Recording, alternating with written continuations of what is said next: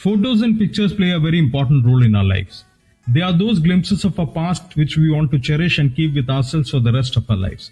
Now, when we say we would like to capture and keep a moment for the rest of our lives, it is very obvious that we are most likely to keep those memories in the very best quality possible.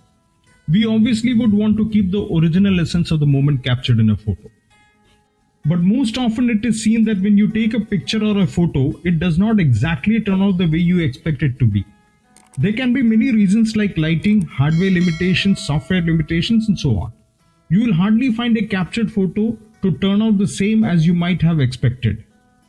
However, now with the help of certain photo editing apps, you can easily bring that required originality to your captured photo, which is both convincing and soothing to your mind in many levels.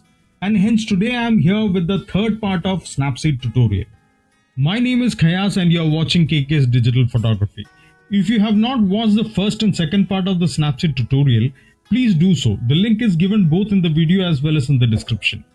And also do subscribe if you haven't done so yet. So let's dive straight into the tutorial. Are you proud of that last edits and want to apply that exact same look to your next image?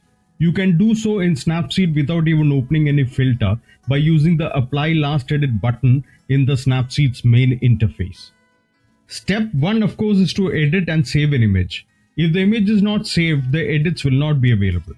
Then open the next image, tap to open the 3 dotted menu on the top right hand corner of the screen and tap Apply Last Edits.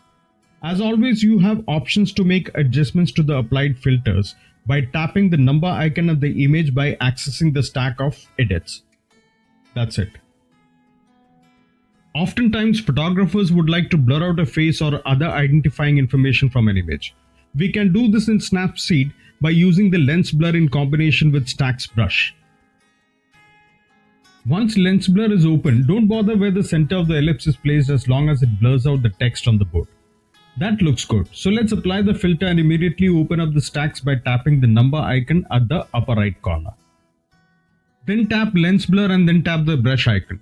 This opens up the stack brush which we use to either brush on or off effects.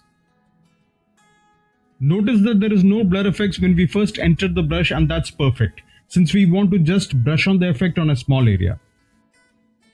The number in the bottom center of the interface sets the opacity of the brush, so after ensuring that is set to 100, we are ready to brush. Remember, the size of the brush is relative to the size of your finger or stylus. So in order to get a smaller brush, zoom into the image.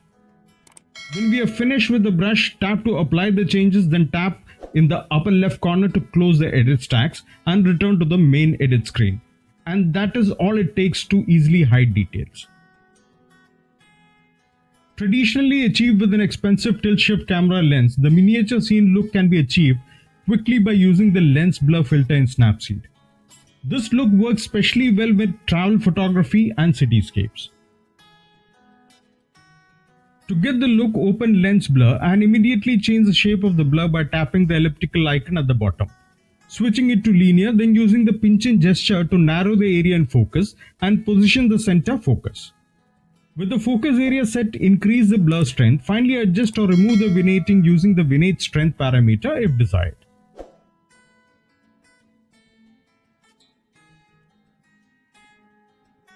Inserting a tool or filter in the middle of the workflow without having to undo any edits.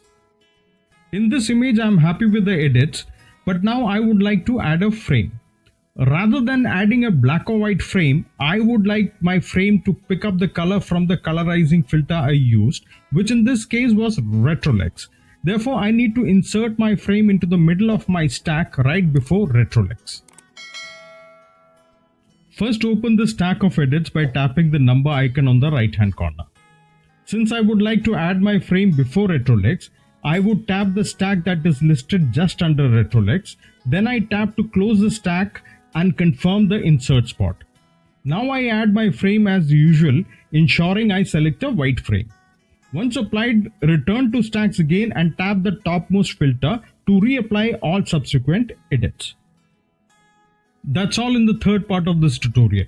Please do watch the first and second part also, just in case you have missed it. Don't forget to like, share and subscribe, and of course press the bell icon for notifications on the subsequent training sessions. You may post your suggestions and queries in the comment box, and I would be more than happy to answer.